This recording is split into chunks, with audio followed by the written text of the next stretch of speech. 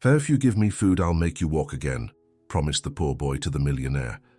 Confined to a wheelchair for years, he laughed at the audacity until he felt a slight movement in his feet that night. The boy had no education, but he could see pain that no one else could see. And it was like this, with hunger and courage, that he began to give back to the man what not even money could buy: the will to live. If this story interests you, don't forget to subscribe to our channel and tell us from which city you're watching us. Let's continue. I promise this will be the best story you'll hear in your life. The sun entered through the cracks of the dark velvet curtain, creating small rays of light that Anthony made a point of ignoring. In his penthouse in the heart of New York City, the 45-year-old businessman lived in a self-imposed prison. The expensive furniture and privileged view of the city contrasted with the emptiness that filled the three-story apartment. While observing the city through the panoramic window, his empty eyes reflected not only the horizon of skyscrapers, but the inner abyss that had become his most intimate companion. Anthony Morrison had been one of the most successful businessmen in the country. His network of luxury hotels spread throughout the United States, the result of years of relentless work, sleepless nights, and difficult decisions that built an empire. But now, confined to a wheelchair for 5 years, only the echo of what he once was remained. The accident that paralyzed his legs also paralyzed his will to live. The intercom rang, interrupting his dark thoughts. The voice of Josephine, the housekeeper who had been with him for decades, announced that lunch was served. Anthony rolled his chair toward the dining room with automatic movements. The solid oak table, designed to accommodate 20 people, now served only him. Every day the same routine: mechanical forkfuls, flavorless chewing, silence. "Will you need anything else, Mr. Anthony?" asked Josephine with the same maternal concern as always. "No, thank you," he replied dryly, without taking his eyes off his plate. Josephine sighed quietly before withdrawing. She knew that man well, had seen him at the height of success, and now witnessed his fall. It wasn't just the physical paralysis that consumed him, but something deeper, an invisible wound that seemed never to heal. When he finished lunch, Anthony directed his chair to the office. There, among dusty awards and photographs turned face down, he spent most of his days. He opened the lowest drawer of the desk and took out a yellowed envelope. Inside, the last court letter he had received, the sentence that deemed him incapable of having shared custody of his daughter, Sophia, now 15 years old. His fingers trembled as he passed over the paragraphs he knew by heart. Considering the unstable emotional state of the petitioner, history of workaholic behavior, inability to establish stable emotional bonds, sole custody will be granted to the minor's mother. The paper returned to the envelope and the envelope to the drawer. Anthony closed his eyes and felt the familiar weight of guilt crushing his chest. The accident had occurred a few months after that decision, as if the universe had decided to punish him twice. First he lost Sophia, then he lost himself. The afternoon passed slowly when the intercom rang again. Anthony ignored it. It was probably another one of the doctors that Josephine insisted on calling, specialists who promised miracles and delivered only expensive bills and pitying looks. The intercom rang a second time and a third. On the fourth, Anthony gave in and answered irritably, "What is it, Josephine?" "There's a boy downstairs wanting to speak with you, says it's important." "Boy? What boy?" "I don't know, sir. He didn't want to give his name, just said he needs to talk to the building's owner." Anthony sighed impatiently. "Send him away. I don't receive visitors." There was silence on the other side until Josephine's voice returned, now with a different tone. "Sir, he's hungry? Can I at least give him something to eat before sending him away?" Something in that phrase hit Anthony in an unexpected way. For a moment, a flash of memory transported him to his own childhood, to the times his father had denied help to needy people, even having more than enough. He remembered the shame he felt, the silent promise he had made to himself to be different. "Let him in," he said, surprising himself, "and prepare something for him to eat." Minutes later, Anthony heard light footsteps approaching. At the office door appeared a boy who couldn't be more than 10 years old. He wore clothes larger than his skinny body, and his curly hair fell over dark and perceptive eyes.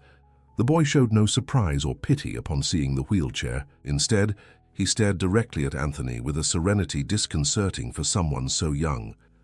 "Are you the owner of this building?" asked the boy with a firm voice. "I am," replied Anthony, intrigued. "What do you want?" The boy took 2 steps forward, without hesitation. "I want to make a deal with you." Anthony raised his eyebrows, surprised by the audacity. "A deal? What kind of deal could a child propose to me?" "I help you walk again and you give me food," replied the boy, as if it were the most natural thing in the world. For a moment, Anthony was left speechless. Then a bitter laugh escaped his lips. "Kid, do you know how many doctors have already tried to make me walk again? The best specialists in the country, and you think you can accomplish what they couldn't?" The boy wasn't intimidated. He approached closer and pointed to Anthony's feet. "I saw your feet moving when I came in." Anthony froze. "What?" "Your feet. They moved a little when you saw me. It was very quick, but I saw it." "Impossible," Anthony cut him off. "I have a spinal cord injury. I can't feel anything from the waist down." The boy shrugged. "My grandfather couldn't walk either. Everyone said he would never walk again, but he went back to walking." There was something in the simplicity of that statement that disarmed Anthony. It wasn't just what the boy said, but how he said it. Without drama, without miraculous promises, just a direct statement. "What's your name?" asked Anthony, changing the subject. "Gabriel," replied the boy, looking around the office with curiosity. "And where are your parents, Gabriel?" The boy looked at him directly again, and for the first time, Anthony noticed a shadow pass through those young eyes. "I don't have any. I used to live in a shelter, but I ran away. Now I live around." At that moment, Josephine entered with a tray of food. Gabriel's eyes lit up at the sight of the steaming plate, but he didn't move until Anthony made a gesture indicating he could eat. While the boy devoured the meal, Anthony observed him thoughtfully. There was something about him that awakened his curiosity. Perhaps it was the confidence with which he spoke, or the gaze that seemed to see beyond appearances. "How did you help your grandfather walk again?" he finally asked. Gabriel finished chewing before answering. "It wasn't me. It was him. He just needed to remember he could." "It's not that simple," Anthony retorted. "Sometimes it is," said Gabriel, wiping his mouth with the back of his hand. "My grandfather stopped walking after my grandmother passed away. The doctors said it was because of the fall he suffered, but it wasn't. It was because he didn't want to go anywhere without her anymore." Anthony felt a knot in his throat. Those simple words carried an uncomfortable truth he had been avoiding for years. "And how did he start walking again?" he asked, trying to disguise the tremor in his voice, when he decided he had reasons to go places again. Gabriel looked directly into Anthony's eyes. "Do you have reasons to go places?" The question hung in the air, heavy as lead. Anthony didn't respond, but something inside him moved, as if a small earthquake had shaken foundations that had been dormant for too long. "You can come back tomorrow," he said abruptly, "if you want more food." Gabriel smiled for the first time, a smile that lit up his childish face. "I'll come back, and I'll help you remember how to walk." After the boy left, Anthony remained motionless in his chair for a long time. When the sun began to set, he did something he hadn't done in years. He looked at his own feet and tried to move them, consciously and deliberately. And then, almost imperceptible, he felt a tingling sensation. That night, Anthony couldn't sleep. The tingling in his feet, though subtle, was like a scream amid the silence that had settled in his body over the past 5 years. He tossed and turned in bed countless times, trying to organize his thoughts. Medicine said his condition was irreversible. The best neurologists had been categorical, so how to explain that sensation? Was it just his mind playing tricks, fed by the conversation with the boy? When day broke, Anthony was already awake, watching the city wake up outside. For the first time in years, he felt a different restlessness. It wasn't the usual anguish that accompanied him, but something that resembled expectation. "Will the boy come back today?" he asked Josephine during breakfast. The housekeeper looked at him with surprise. It had been a long time since Anthony had shown interest in anything beyond his strictly controlled routine. "I don't know, sir. Do you want me to look for him if he doesn't show up?" "No," he replied quickly. "I'm just curious." The hours dragged on. Anthony tried to concentrate on reading old reports from his businesses, which he still managed from a distance, but his mind constantly returned to the conversation with Gabriel. Around 3 in the afternoon, the intercom rang. His heart accelerated unexpectedly. "It's the boy, sir," announced Josephine. When Gabriel entered the office, he seemed different from the day before. His hair was wet and his clothes slightly cleaner, though still worn. "I bathed in a fountain at the park," he explained, noticing Anthony's look. "I needed to be presentable for work." "Work?" "Yes. Our deal. Food for help." Gabriel looked around as if searching for something. "Did you try to move your feet yesterday after I left?" Anthony hesitated before answering. "Yes." "And what happened?" "Nothing relevant," he lied. Gabriel studied him for a moment, with those eyes that seemed to have twice his age. "Okay, we'll start anyway. Can I see your tests?" The question caught Anthony by surprise. "My medical tests? What for?" "To know what we're dealing with." There was something in the boy's seriousness that prevented Anthony from simply dismissing him as he would with anyone else. Reluctantly, he opened a folder on his computer where he kept all the reports and results accumulated over the years. Gabriel leaned over the screen, frowning in concentration.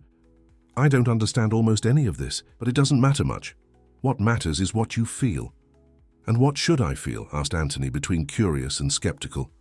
"Desire," replied Gabriel simply. "Do you feel the desire to walk again?" The question hit Anthony like a punch to the stomach. Desire? He had buried any desire along with his old life. The wheelchair wasn't just physical support, but a symbol of everything he had lost. "I don't know anymore," he finally admitted. Gabriel nodded, as if that answer made perfect sense. "That's why we need to start from another place. Not from the feet, but from here," he said, pointing to Anthony's head. "And from here," he completed, pointing to his chest. In the hours that followed, Gabriel conducted a conversation that seemed more like a therapy session than any conventional treatment. He asked about Anthony's life before the accident, about his dreams, about the people he loved. Each question was asked naturally, without judgment, but required Anthony to give answers he had been avoiding giving to himself. "And your daughter?" asked Gabriel at a certain moment. "You said you have one." Anthony visibly stiffened. "How do you know that?" "There's a photo of her there," replied the boy, pointing to a frame turned face down on the shelf. "I could see it when I came in. Why is it turned over?" A heavy silence settled in the office. Gabriel waited patiently, without looking away. "Because it hurts to look," Anthony finally replied, his voice choked. "Why does it hurt?" "Because I lost her." Anthony took a deep breath.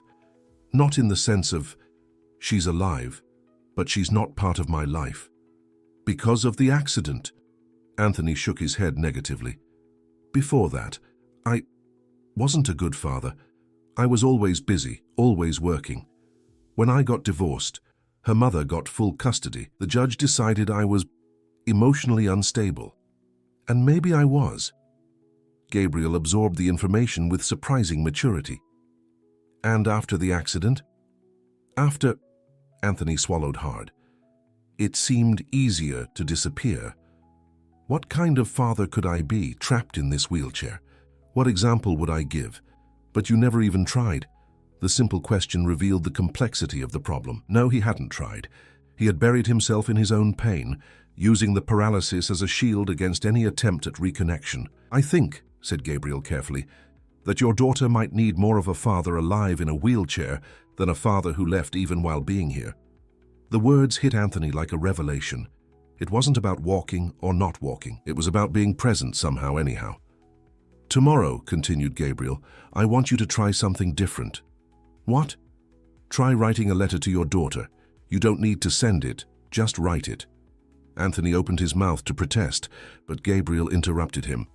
"And I also want you to try moving your feet again, not now, but before sleeping, alone, with no one watching. Try for real thinking about her." Before Anthony could argue, Josephine entered with the snack she had prepared for Gabriel. The boy ate with the same appetite as the day before, talking casually about the park where he spent his days, about the pigeons he fed with crumbs, about New York's sky, which, despite the pollution, still managed to show some stars on clearer nights. "Don't you have anyone?" asked Anthony when the subject was exhausted. Gabriel chewed slowly before answering. "I have a grandfather, but I don't know where he is now. After he started walking again, he began traveling. Said he needed to see the world while he still had time." He paused. "He left me at a shelter, promised to come back, but it's been almost a year." "And your parents?" "My father. He worked a lot, at a big company. He was fired when I was 6 years old. After that, he started drinking. Couldn't find another job. My mother put up with it as long as she could, but one day she left too. Gabriel shrugged as if he were telling someone else's story. One day my father went out to buy cigarettes and never came back. I stayed alone in the apartment for 3 days until the neighbors noticed. Anthony felt a tightness in his chest. The story told with such naturalness hid a deep pain, one he recognized well despite the different circumstances. And the shelter? Why did you run away? Because there was no freedom there, replied Gabriel, cleaning his fingers on the napkin, and I needed freedom to find who I should help. What do you mean? My grandfather told me once that everyone has a mission. His was to travel, see places. Mine, he said, was to help people who forgot how to live. Gabriel smiled. I think you're one of those people. There was a wisdom in those words that transcended Gabriel's age. Anthony felt a strange emotion, a mixture of respect and incredulity. You should go to school, you know, he said, trying to regain control of the conversation. I used to go. I was good at math, replied Gabriel with a gleam in his eyes. Someday I'll go back. I want to be a businessman like you. But different. Different how? A businessman who doesn't forget that employees have families, that every decision he makes affects many people's lives. The words hit Anthony like lightning, opening a wound he didn't even know existed. How many lives had he affected with his cold and calculating decisions? How many families had been destabilized by his mass layoff orders during crisis moments? I need to go now, said Gabriel, standing up. I'll come back tomorrow to see the letter. After the boy left, Anthony remained motionless for a long time.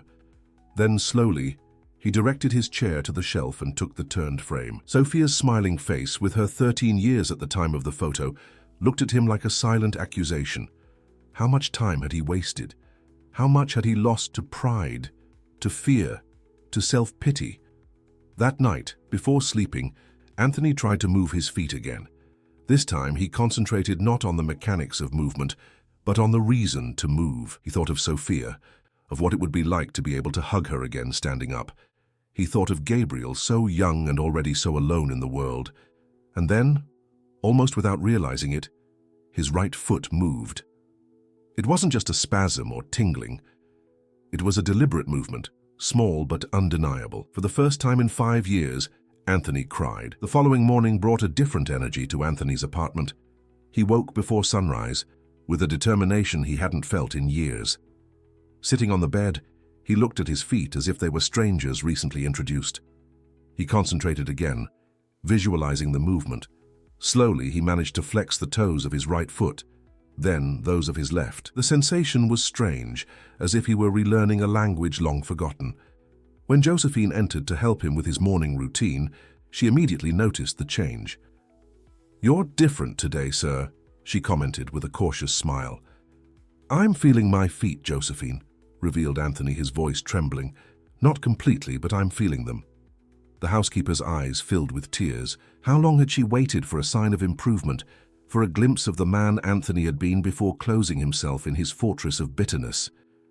"It's that boy, isn't it?" she asked, while helping him get dressed. "He brought something back to you." Anthony didn't respond directly, but knew Josephine was right. Gabriel had appeared in his life like a small earthquake, shaking foundations he believed unshakable. After breakfast, Anthony asked for paper and pen. For years, he had communicated only through screens and keyboards, digital signatures and short messages. The idea of handwriting a letter to Sophia seemed antiquated, but strangely meaningful. The first words were difficult, almost painful. How to summarize 5 years of absence. How to explain that his paralysis had been both physical and emotional. "Dear Sophia," he began, feeling the strangeness of each letter formed. "I don't know if this letter will ever reach you, but I need to write it anyway." The words flowed slowly at first, then more easily, like a river that finally finds its course after being dammed for too long. Anthony wrote about the accident, about fear, about the shame he felt. He wrote about how it was easier to disappear than face his daughter's disappointed look. And finally, he wrote about longing, a longing so deep it had become part of him, like the paralysis itself. When he finished, the sun was already high in the sky. His hands ached from the unusual effort, but it was a different pain, almost welcome. He folded the letter carefully and kept it in the desk drawer. He wasn't ready to send it, but the simple act of writing it had been cathartic. In the afternoon, He anxiously awaited Gabriel's arrival. The boy appeared punctually at 3 as on previous days. There was something different in his face, a slight bruise on his left cheek that hadn't been there the day before. "What happened?" asked Anthony immediately, pointing to the injury. Gabriel lightly touched the spot, looking away. "Nothing important. Some older boys at the park. They don't like it when I sleep on the benches." Anthony felt a wave of indignation. "You slept in the park last night?" "Sometimes I sleep there. Other times in a shelter at Washington Square when they have space. But I don't like it much there. Too many rules." The simplicity with which Gabriel talked about his precarious life contrasted painfully with the luxury that surrounded them. Anthony suddenly felt uncomfortable. "Did you write the letter?" asked Gabriel, changing the subject. "I did," admitted Anthony, "but I don't know if I'll ever send it." "Why not?" "Because—" Anthony hesitated, searching for the right words. "Because I'm afraid of what she'll think, of what she'll respond, or worse if she doesn't respond at all." Gabriel nodded, understanding. "Fear is normal. My grandfather used to say that courage isn't not being afraid. It's doing things even when you're afraid." "Your grandfather seems to be a wise man," commented Anthony. "He was," replied Gabriel with a sad smile. "Before he started drinking too." The revelation hung in the air for a moment. It was the first time Gabriel mentioned that detail about his grandfather. "And your feet?" asked the boy, returning to the purpose of the visit. "Did you try to move them as I asked?" Anthony couldn't contain a smile. "Yes, and I succeeded. Not much, but I succeeded." Gabriel's eyes lit up with genuine satisfaction. "I knew it. See, it's not real paralysis. It's, how can I say, paralysis of will?" "Psychosomatic," offered Anthony. "That's the medical term." "That's right. A paralysis that starts in the head, not in the body." Gabriel approached the wheelchair. "Can I see?" With a nod from Anthony, the boy knelt and observed the businessman's feet attentively. "Try to move now." Concentrating, Anthony managed to move his toes and, with some effort, slightly rotate his ankle. They were small movements, almost imperceptible to a casual observer. But for someone who had spent 5 years in immobility, they represented a miracle. "Do you see?" exclaimed Gabriel with enthusiasm. "I knew you could do it." The boy's joy was contagious. For a moment, Anthony allowed himself to share that optimism, that belief that the impossible could become possible. "What do we do now?" he asked, strangely feeling like the apprentice, not the master. "Now," replied Gabriel, standing up, "we need to work on something harder than moving feet." "What?" "Moving the heart." Gabriel pointed to the letter kept in the drawer. "You need to send that letter." Anthony felt panic rising in his throat. "I'm still not ready." "We're never really ready for important things," replied Gabriel, with a wisdom that transcended his age. "But we need to do them anyway." At that moment, something in the boy's look awakened a memory in Anthony. A familiar expression, a certain way of tilting his head when speaking. Where had he seen that before? "Gabriel," he began hesitantly, "you said your father worked at a big company before being fired. What company was that?" The boy suddenly became alert, like a wild animal that perceives a trap. "Why do you want to know?"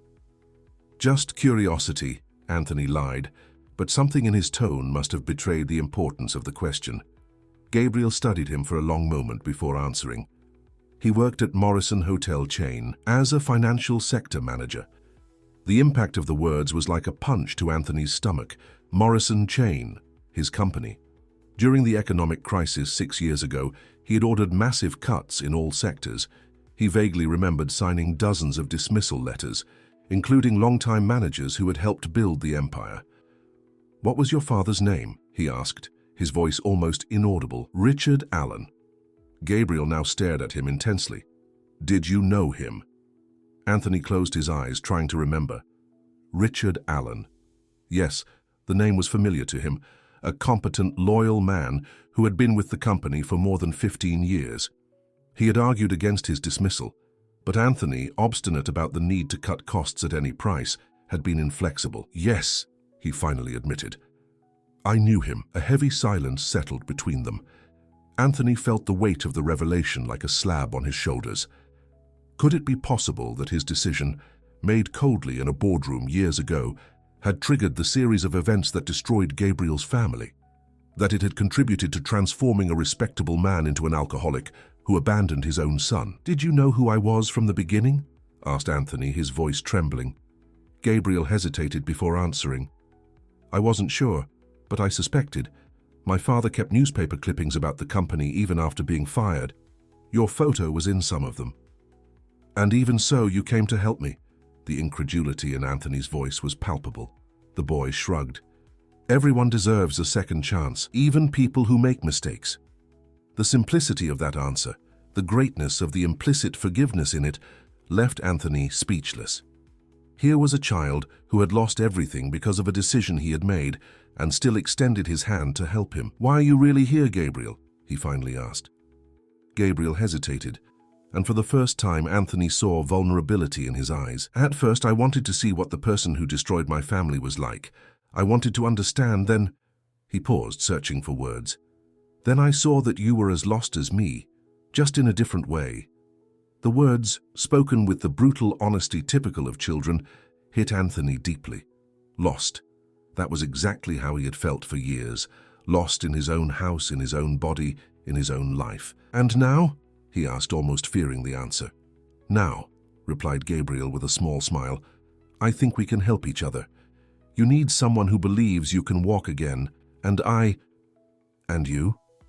"I need a place to stay." The admission came with difficulty, as if Gabriel were abandoning part of his pride. "It's getting harder on the streets, and I promised my grandfather I'd continue studying." Anthony looked at the boy in front of him, so young and already so marked by life, so small and already so brave. An idea began to form in his mind, first as a whisper, then as a certainty. "You could stay here," he offered, surprising himself with the naturalness of the proposal. "We have spare rooms, and Josephine would love to have someone else to take care of, besides a grumpy old man like me."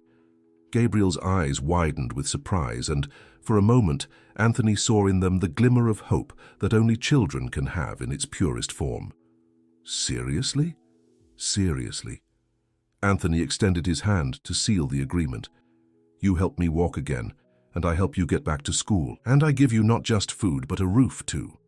Gabriel hesitated only for a second before shaking the offered hand. "But with one condition," he said, surprising Anthony. "What?" "The letter. You need to send the letter to your daughter." The request, made with such seriousness, made Anthony smile. "All right, I'll send the letter." That night, after Gabriel had been installed in one of the guest rooms, Anthony remained awake for hours, reflecting on the turns his life had taken in recent days. He thought about the letter kept in the drawer, about the promise made to Gabriel, about the surprising movement of his feet. Before sleeping, he did something he hadn't done in years. He looked at himself in the mirror, really looked without looking away, without hiding from himself. What he saw was a man marked by time and pain, but also, for the first time in a long while, a man with a spark of hope in his eyes. And when he finally fell asleep, he dreamed he was walking alongside Sophia and Gabriel on a sunny beach, his steps leaving firm marks in the sand. The days that followed brought a gradual but profound transformation to Anthony's apartment. Gabriel's presence filled the empty spaces with an energy that had long been absent. The boy woke up early, eager to start what he called training, a peculiar combination of physical exercises and deep conversations that he had developed based on his experience with his grandfather. Every morning, Gabriel helped Anthony with a series of movements to strengthen his legs. They started with simple exercises, flexing toes, rotating ankles, trying to lift legs a few centimeters from the chair. Each day, the movements became a little firmer, a little more coordinated. "You're progressing faster than my grandfather," commented Gabriel one morning, while watching Anthony manage to keep his right leg raised for almost 10 seconds. "It took him almost a month to get where you've gotten in 2 weeks." Anthony smiled, feeling a mixture of pride and gratitude. "I have a good teacher." But it wasn't just the physical exercises that were rebuilding Anthony.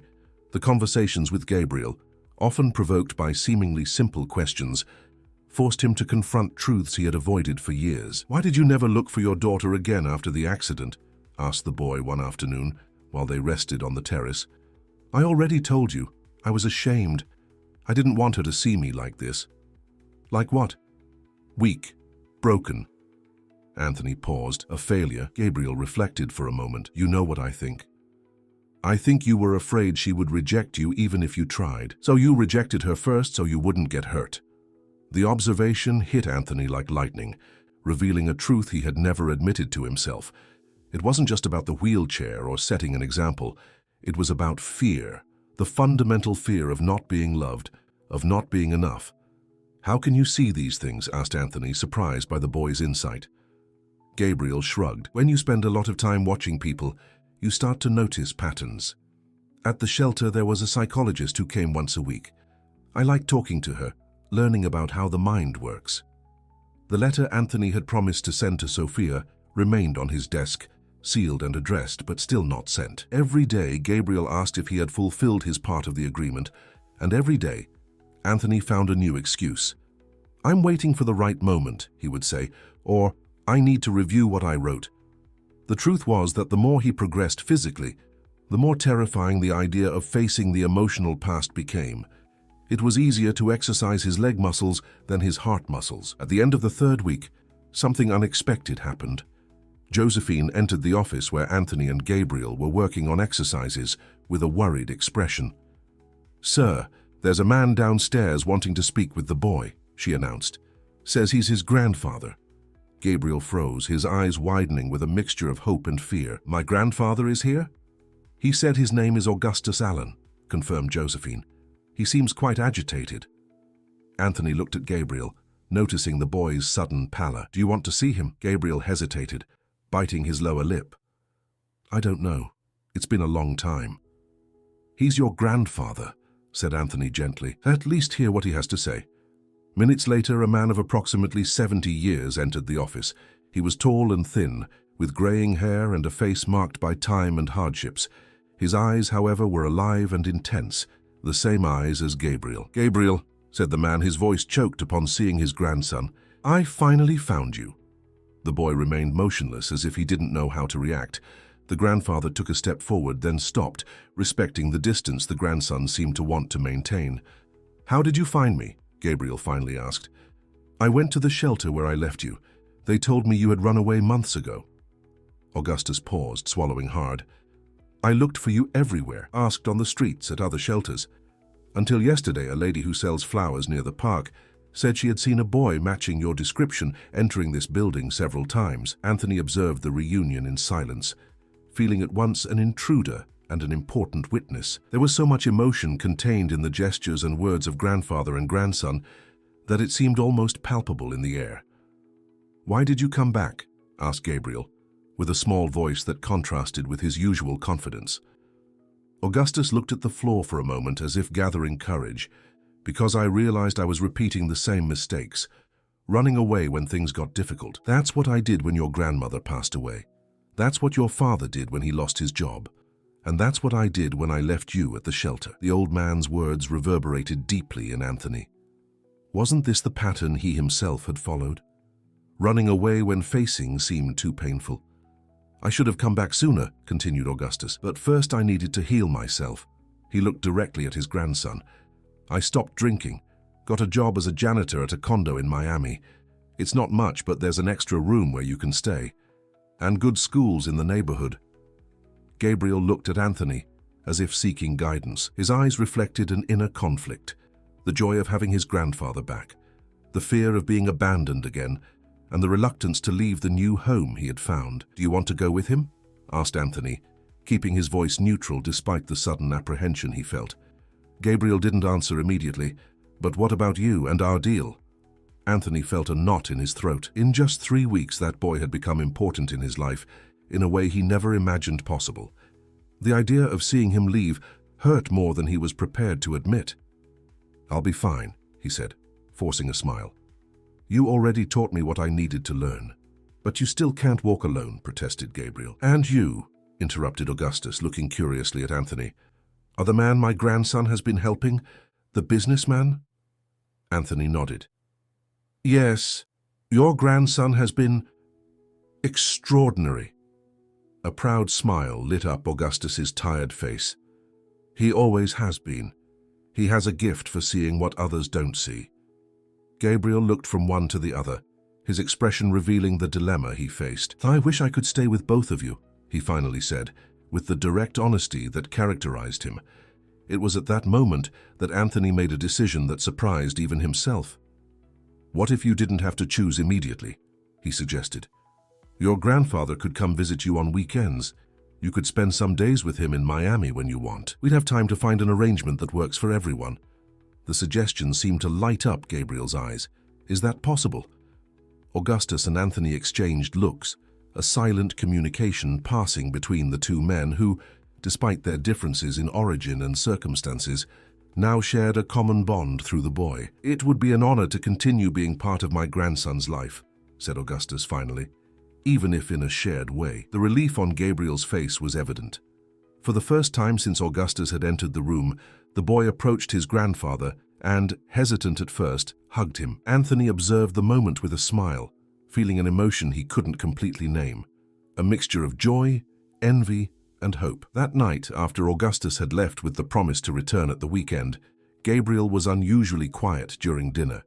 Anthony respected his silence, understanding that the boy was probably processing the day's emotions. "You still haven't sent the letter," said Gabriel abruptly, while Josephine served dessert. Anthony sighed, caught off guard by the change of subject. "No, not yet." "Why?" "I think I'm scared," admitted Anthony, feeling strangely relieved to finally tell the truth. "Scared it might be too late." Gabriel considered this for a moment. "You know what I learned today? That it's never too late for people to come back." The wisdom of those simple words touched Anthony deeply. If Augustus had managed to return after so long, if Gabriel had been able to open his heart to his grandfather again, maybe there was still hope for him and Sophia. The next morning, Anthony asked Josephine to mail the letter. As he watched her leave with the envelope in her hands, he felt a mix of terror and relief, like someone who finally frees himself from a weight he carried for too long. The following days brought steady progress. With Gabriel's help, and now also a physical therapist Anthony had finally agreed to hire, he could stand for increasingly longer periods, supported by parallel bars installed in a room transformed into an improvised gym.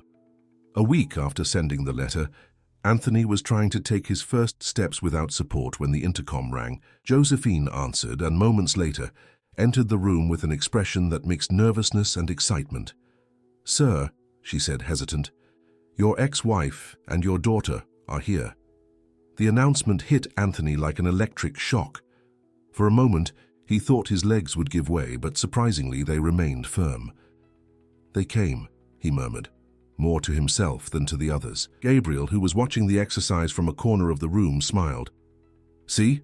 I told you it's never too late." When Helen and Sophia entered the room, time seemed to freeze.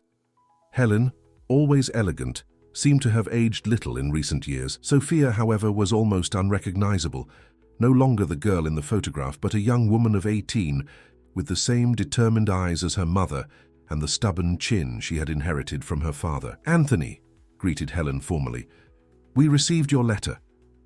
Anthony could barely look away from his daughter. "Sophia," he said, his voice choked, "you're beautiful." The young woman observed him with a cautious expression, her eyes scanning the room, noticing the parallel bars, the physical therapist, and finally settling on Gabriel, who remained quiet in the corner. "The letter said you were trying to walk again," said Sophia, finally breaking the tense silence. "Is it true?" Anthony nodded, unable to formulate words in the face of the emotion of having his daughter so close after so long. "He can stand alone for almost a full minute now," intervened Gabriel, unable to contain his pride. "And he's already taken 3 steps without support." Sophia looked at the boy with curiosity. "And you are?" "Gabriel," he replied with a smile. "I'm your father's trainer." A slight smile touched Sophia's lips for the first time. "Trainer, how old are you?" 11. "I had my birthday last week," replied Gabriel, puffing out his chest slightly. Helen observed the interaction with an intrigued expression. "Anthony, can we talk privately?" While the adults withdrew to the office, Sophia and Gabriel remained in the room, examining each other with the natural curiosity of young people meeting for the first time. In the office, Helen wasted no time with pleasantries. "What's happening, Anthony? After years of silence, we receive a letter where you talk about new beginnings, about a boy who appeared out of nowhere, and is helping you walk, about wanting to reconnect with the daughter you abandoned." "I didn't abandon her," protested Anthony, but his voice lacked conviction. "Didn't you?" Helen raised an eyebrow. "What would you call it then?" Anthony took a deep breath. "You're right. I abandoned her. I abandoned both of you long before the accident. And then when I lost custody, I used the wheelchair as an excuse to disappear completely." The raw honesty of the admission seemed to disarm Helen. She studied him for a long moment, as if seeing something new in him. "What changed?" she finally asked. "I changed," replied Anthony simply. "Or rather, I'm changing. Gabriel helped me see that my true paralysis wasn't in my legs, but in my soul." Helen shook her head, between incredulous and admiring. "And this boy, who is he really?" Anthony then told Gabriel's story. The unexpected meeting, the revelation about Richard Allen, the grandfather's arrival. As he spoke, he realized how his life had been transformed in just a few weeks, as if a new version of himself was emerging from the ashes of who he had been. "Sophia read your letter more than 10 times, revealed Helen when he finished. "She won't admit it, but she was very shaken. I think she never stopped hoping you would come back into her life, even when she said otherwise." The words lit a hope in Anthony that he barely dared to nurture. "Do you think she can forgive me someday?" "Only she can say that," replied Helen. "But she's here, isn't she? That's already a beginning." When they returned to the room, they found Sophia and Gabriel talking animatedly. The young woman was laughing at something the boy had said, seeming more relaxed than when she arrived. "He said you're going to reopen the Hamptons branch of the hotel," commented Sophia when she saw her father. "Is it true?" Anthony looked at Gabriel, surprised. They had never talked about his businesses in detail. "I hadn't thought about that." "You should," said Gabriel naturally. "You always talk about how that was your favorite hotel, that it had the best ocean view. And now that you're starting to walk again, you'll need a beautiful place to spend vacations with your daughter." The simplicity with which Gabriel redesigned the future, a future where Anthony walked, where he reconnected with Sophia, where he lived fully again, was disconcerting and at the same time deeply moving. "Maybe," conceded Anthony, looking at his daughter with cautious hope, "if Sophia wants to." The young woman held his gaze for a long moment. There was pain there, years of absence and unanswered questions, but there was also something else, a spark of possibility. "Maybe," she replied finally, echoing his words. "One step at a time. One step at a time." The phrase reverberated in Anthony like a promise, not just for his legs that were relearning to walk, but for his heart that was relearning to feel, for his soul that was relearning to hope. 3 months later, on a sunny Sunday afternoon, Anthony's penthouse was fuller than it had ever been. Sophia now visited him regularly, bringing stories from the architecture school she had just started. Augustus and Gabriel spent weekends there, and during the week the boy divided his time between the apartment in New York, where he continued his studies, and visits to his grandfather in Miami. That particular afternoon, they were all gathered for a celebration. In the center of the room, with a homemade cake made by Josephine in front of him, Anthony prepared for the moment they had all waited for weeks. "Are you sure you're ready?" asked Gabriel, his face shining with expectation. Anthony nodded, feeling his heart accelerate. Slowly, supporting himself on the cane he now used, he stood up from the wheelchair. One step after another, he walked alone to the table, where the cake waited with its lit candles. Not to celebrate a birthday, but a rebirth. Everyone applauded. Sophia had tears in her eyes. Augustus smiled with pride. And Gabriel, the little miracle who had transformed everything, seemed to shine with his own light. "To someone who once told me that everyone has a mission in life," said Anthony, looking directly at Gabriel, "I want to say that you fulfilled yours magnificently. You didn't just help me walk again, you taught me to live again." Gabriel smiled, that smile that now regularly lit up the once gloomy apartment. "We helped each other," he replied simply. "Like a family." The word echoed in the room like a blessing, like a fulfilled promise. Anthony looked at the people gathered around him, his rediscovered daughter, the boy who had become part of his life, the grandfather who had returned, the faithful Josephine, and knew that more than his legs, it was his heart that had truly started walking again, and those steps he knew now were the most important of all. End of story. Dear listeners, We hope Anthony and Gabriel's story has touched your hearts. To continue this emotional journey, we've prepared a special playlist with equally moving stories. Find it here, clicking to your left. If you enjoyed this narrative about new beginnings and second chances, don't forget to subscribe to our channel and leave your like on the video. Every day we bring unique stories that explore life's complexity and the transformative power of affection. Don't miss our upcoming content. We await you in the comments.